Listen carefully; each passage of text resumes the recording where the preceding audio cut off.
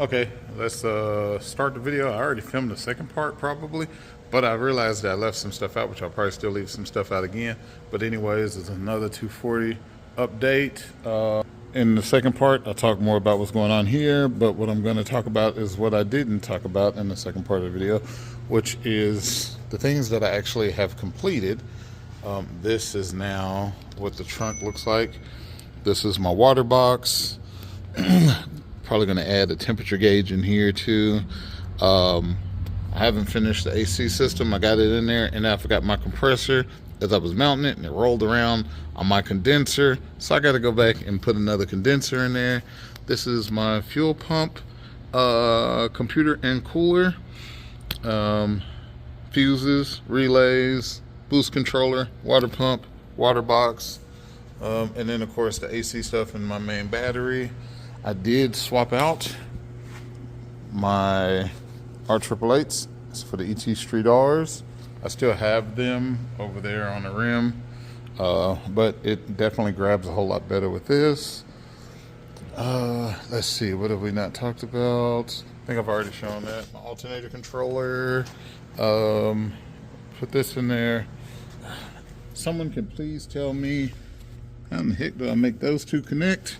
I don't know, or I'm gonna have to go home and try to make my own part so I can use my turn signals properly. Cleaned up some wiring on here for sure. Cleaned up a lot of the wiring. Had a little bit of a mishaps right there. We had an exhaust leak, fixed that too. We're running into some boosting issues. I changed the way my transmission cooler was mounted. Like once again, changed the fuel pressure regulator. Now, I was always didn't like the way it brakes, so what I did is I actually ended up putting in a Dodge vacuum booster, and we put in some retrofit projector lamps so that I could actually see at night. There's a lot of little reinforcements going on here. The bumper is now reinforced. There is some angle iron that's in there, is reinforced. All of this as well, even though it's cut, it's not as flimsy as it once was. Super proud of the car and where it's at right now. It's making the same power now at 8 pounds that it was making at 16, 18 pounds. So it likes the bigger cam. It's definitely going to be a fun ride, and I'm going to keep it the way it is for the most part until Texas 2K. And after that, I'll switch it up, pull the transmission out, and do some other stuff, and we'll see what it can do, see what it wants to do. So it's been a while since I made any updates. Definitely got to clean up my wiring over here. Cleaned up some of my wiring here. This is using Deutsch connectors to keep all that connected.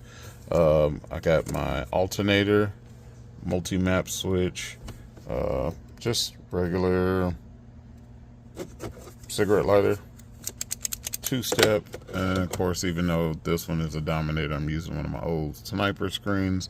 I will be making the gauges work. I'll pretty all of this up too,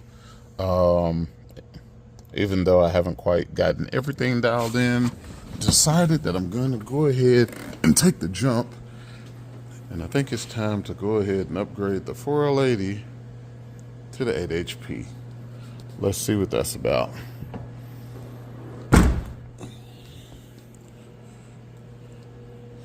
We've got this thing making some pretty good power at only 8 PSI.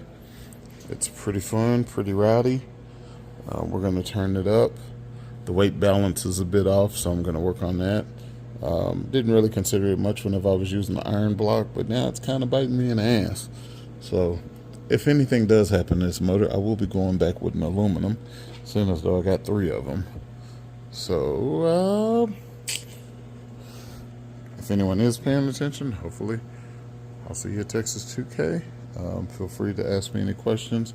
Also too, if you're interested in doing an 8 HP swap on your car and you're here in Oklahoma City, we will be doing it for other customers as well. Also, yeah, finally, we still got the 18s over there, but decided to go ahead and put a drag pack on it, and it's holding down power a whole lot better. Overall, I'm really satisfied with the vehicle. Can't wait to turn it up, see what happens next. And Jesus Christ, man, I love this thing.